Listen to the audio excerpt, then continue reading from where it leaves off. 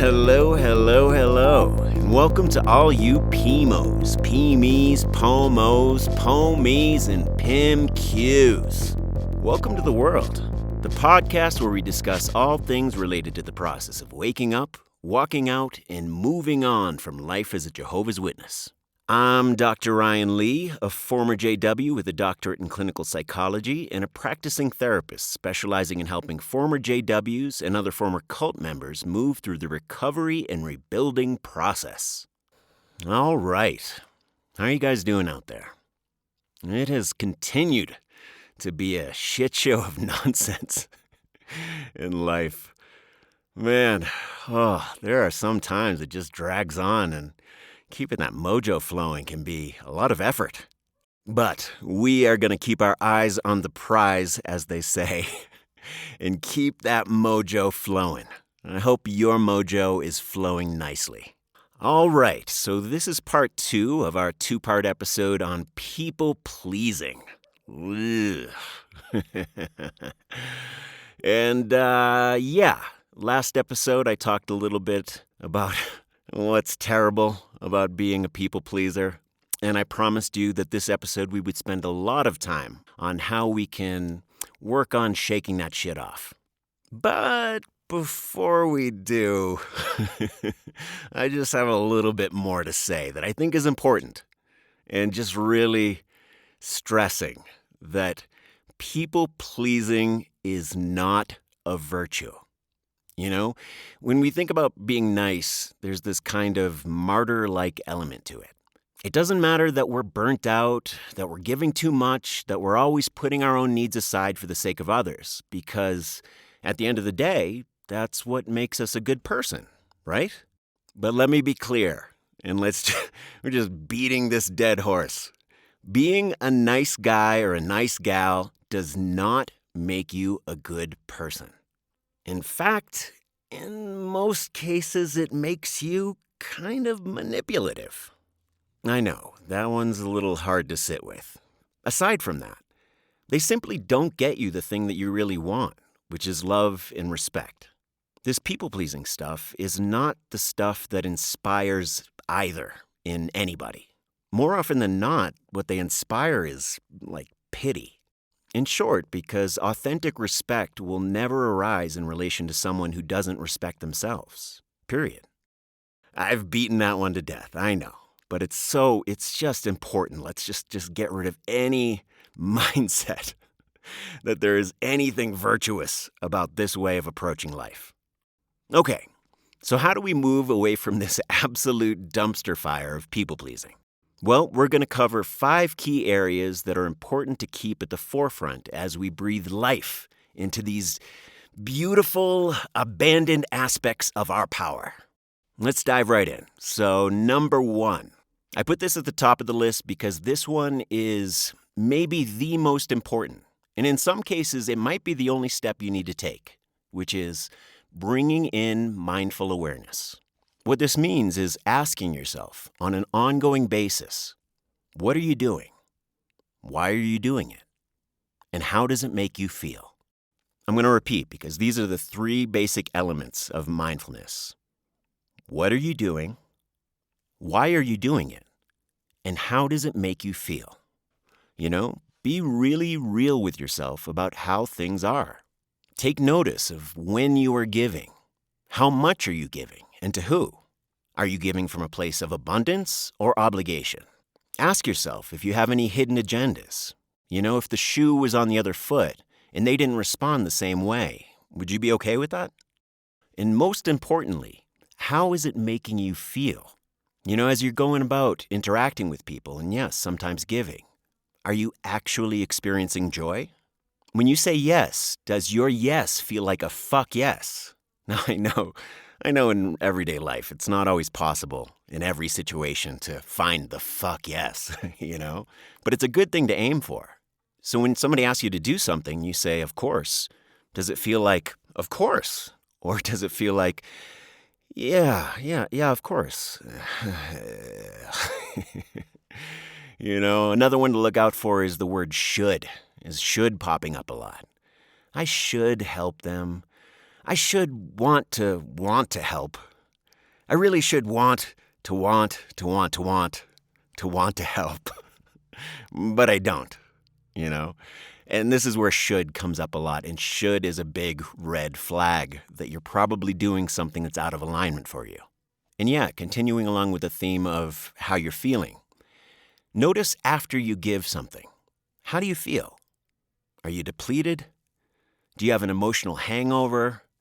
Are you dreading doing the thing that you said you'd do?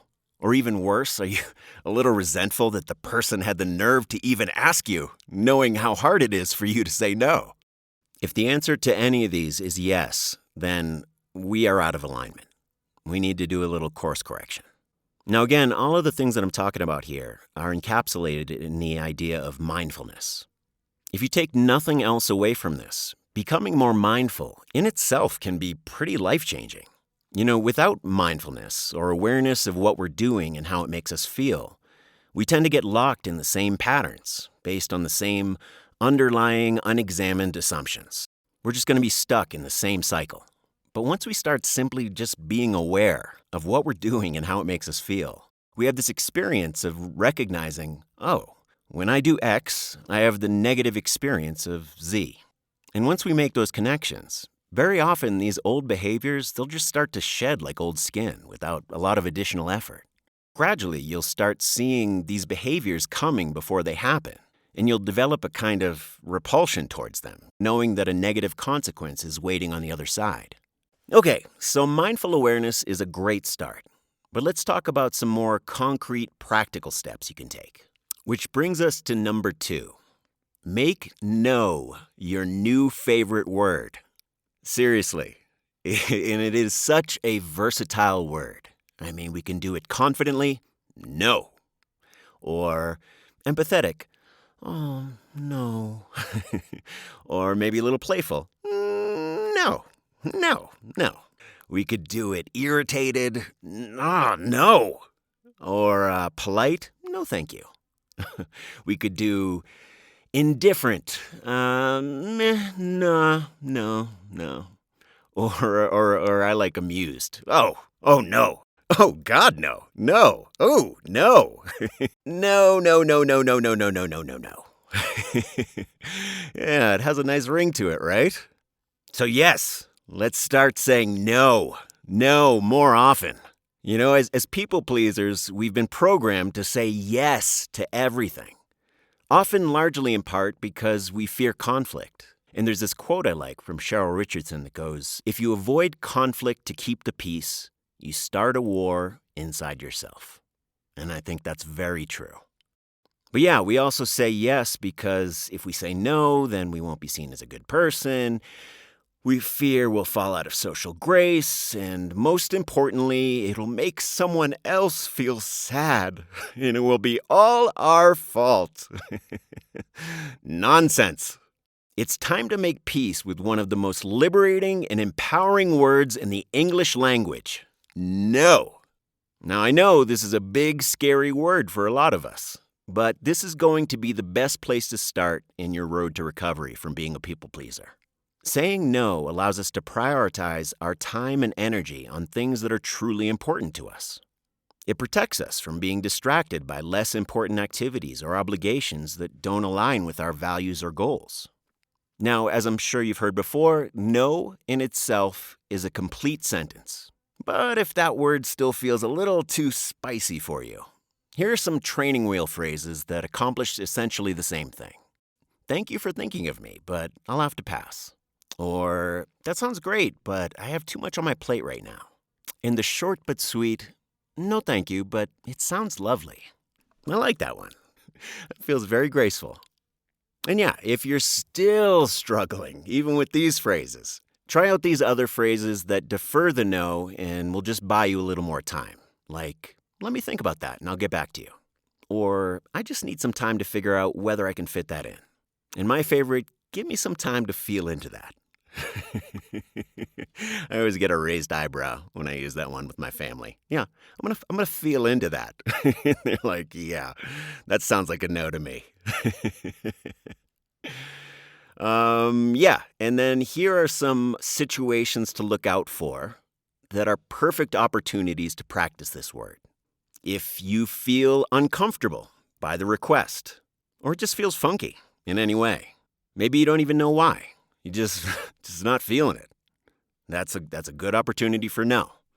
If you feel guilty or obligated, no.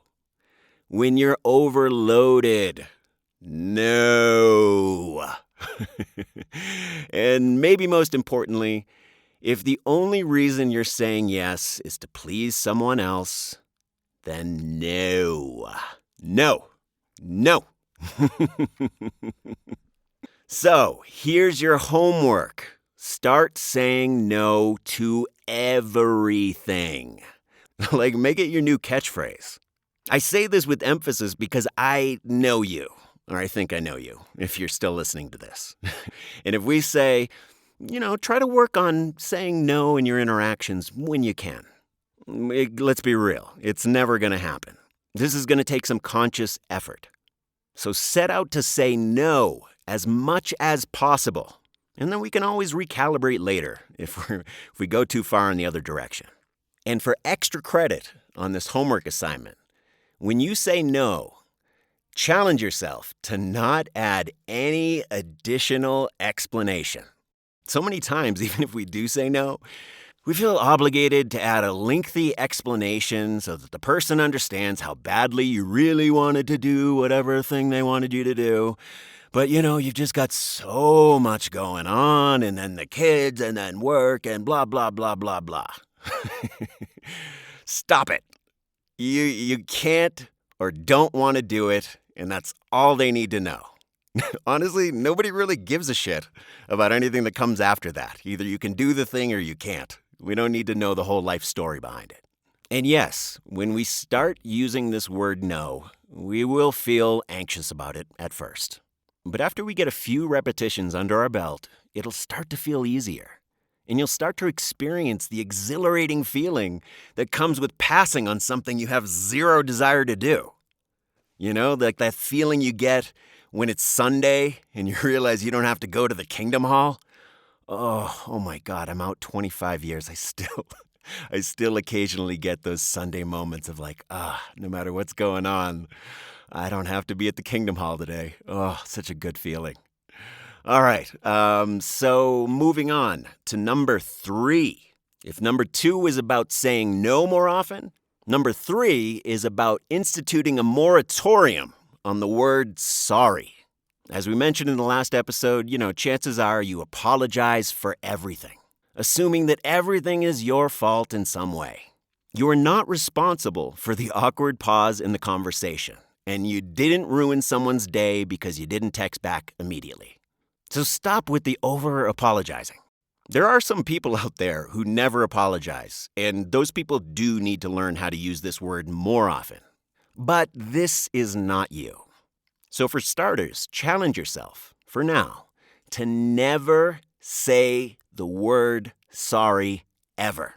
Again, we're shooting for the stars when we're aiming at the moon here. So, it's going to slip out. But let's aim for never. See if you can go a month without saying the word sorry. And if you do feel tempted to use it, take a beat. Ask yourself, did I actually cause this person harm? If harm was caused, am I actually responsible for it?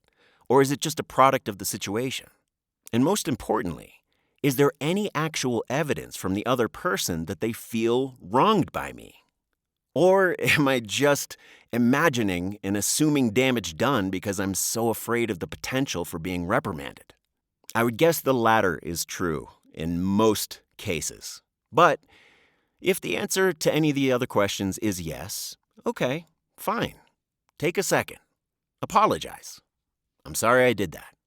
If there's any repair that needs to be done to correct it, do that too. Great. But that's it. No need for groveling or self-flagellating. We make mistakes, we own it, and we move on.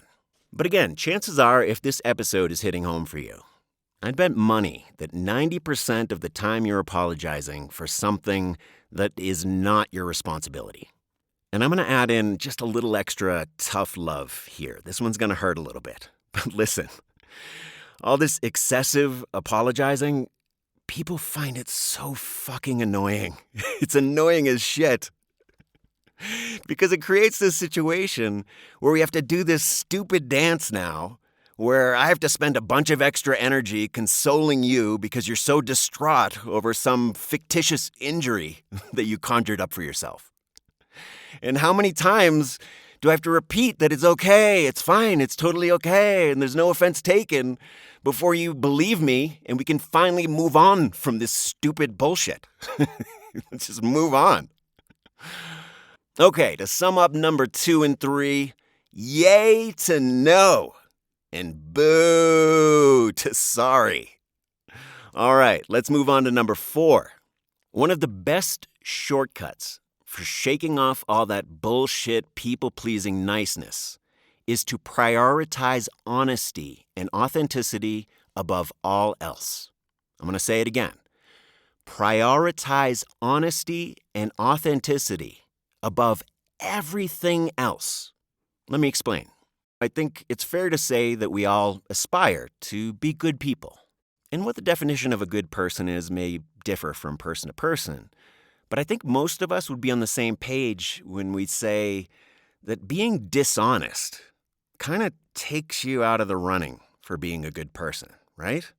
You know, when we think of a good person, it's hard to imagine a good person who says one thing but actually means another, or who is always hiding their true intentions. Now, it doesn't make them a bad person. You know, we're all guilty of this from time to time. We get scared and hide shit about ourselves that we're afraid to show to other people, and, you know, that's human to an extent. But as an ongoing personality trait, you can't really call someone who's not honest a great person. So make honesty your North Star in deciding how to be as a person. In every situation, ask yourself, am I being honest? Is this honestly what I want to do or say? With very few exceptions, if the answer is no, then the ensuing course of action is generally not right. This is something I practice as well as preach, and practice is the operative word. You know, it's something I have to keep applying, and it comes up a lot when I make these episodes. You know, I'll catch myself sometimes saying some shit that sounds good or what I think people need to hear, you know? And yeah, sometimes I'll have to go, wait a minute, do I actually mean that? Do I feel that? Is that true? Or yeah, even more, am I actually walking the walk? You know? And yeah, it's, a lot of times I'm faced with a mirror. This episode and the last episode in particular is a fucking huge mirror for me. Because while I absolutely stand behind and I am honestly expressing my feelings and how we should try to be and what we should try to do, I still struggle with this one a lot. It comes up. I'm still working on it. Anyways, a little bit of a tangent. But yeah, this effort to be honest and bring honesty and make that the forefront for all of our decisions is likely going to be a lifelong process. You know, most of us are sneaky little fuckers. Or a kinder way to say it is to say that our inner child has a hard time trusting that we're as beautiful as we really are, without the need to hide things or pretend to be different than we are. And it's an ongoing, ever-unfolding process to learn how to trust that and get closer to that. But yeah, overall, the degree to which we are honest with ourselves and others is directly proportional, correlated anyways, to our degree of emotional health and personal integrity. If you make honesty the first litmus test on whether any action is the right thing to do, I guarantee you'll start seeing a lot of those people-pleasing behaviors just melt away on their own. Is it honest? No? If not, fuck that. Put it on the pile. We're going to come up with something else. Okay, so finally, that brings us to number 5, which is the fallout. Here's the thing. Once you stop being the agreeable, ever-obliging pushover, people will notice. Now, some, if not most, will respect you, and you'll have this beautiful experience of seeing that none of the terrible outcomes you imagined actually happened, and your relationships become stronger and deeper as a result. However, there is a fairly decent likelihood that this shift will reveal the parasites in your life. Because all of a sudden, now they can't leech off your time, energy, and emotional bandwidth. And you'll likely see a reaction from that. Some might ghost you, others might outright guilt trip you because you're no longer benefiting them. And yeah, this hurts. I get it.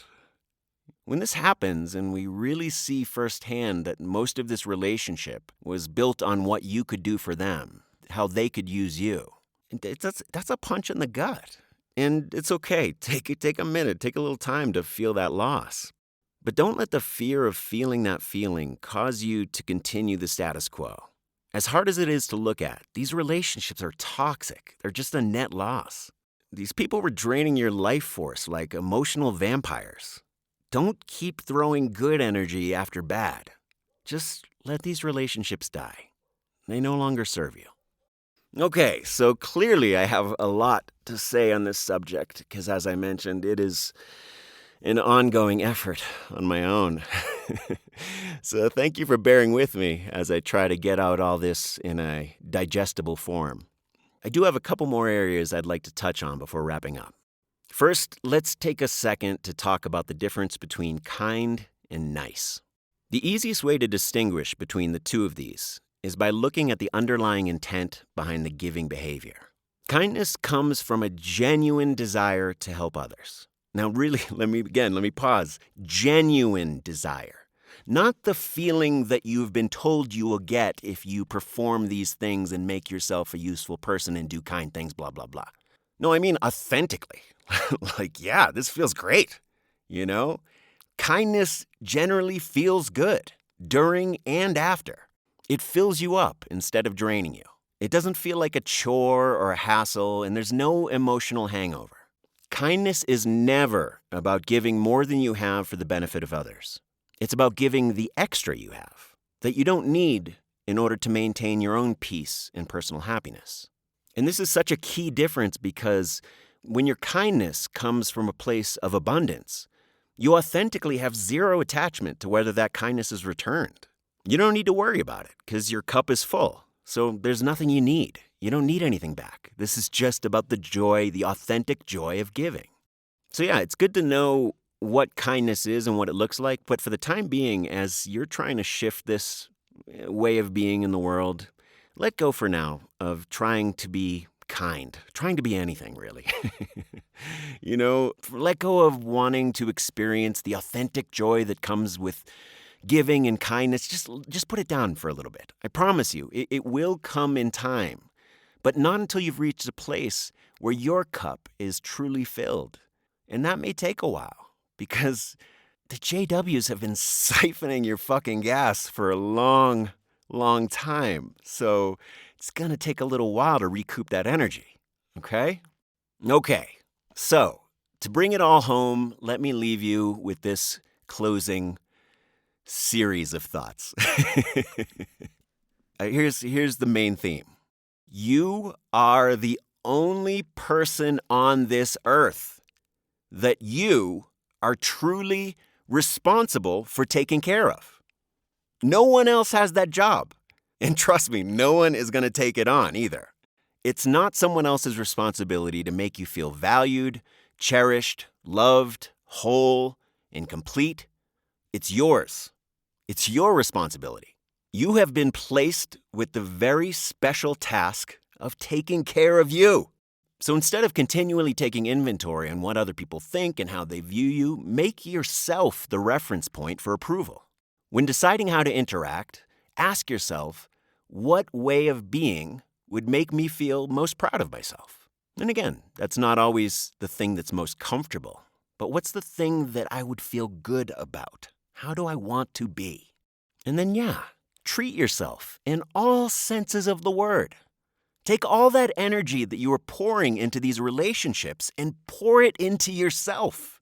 Take yourself on dates. Invest your energy in the things that light you up. Pamper yourself with good thoughts, healthy food, and healthy media. Start filling your temple only with things that bring in more love, light, harmony, well-being, all the good stuff. And while, of course, it's important to cultivate relationships, It should never be at the detriment of your own sense of well-being. If holding on to someone else comes at the expense of abandoning ourselves, we have nothing. We get jack shit. Nobody wins. And it's a big circus shit show for literally everybody involved. So just stop it. Just stop it. Stop. Enough with all the people pleasing. And yes, I am talking to myself right now. I'm giving myself a pep talk. Oh, 'cause it's a gnarly little fucker. But yes, let's all together. Let's just stop it, okay? All right, let's bring a little music up in here. Shift up the mood. Leave it on a high note. Shake off all that bullshit, niceness, all that people-pleasing behavior. Let's bring a little bad boy and bad girl into the mix, yeah? Yeah! I hope you found this helpful. If you did, please, pretty please, use that last ounce of people-pleasing towards benefiting this cause by hitting the subscribe button, leaving us a review, or sharing it with a friend you think might benefit. Until next time, remember, you are brave. You are strong. Fuck everybody else. And you, my friends, are not alone.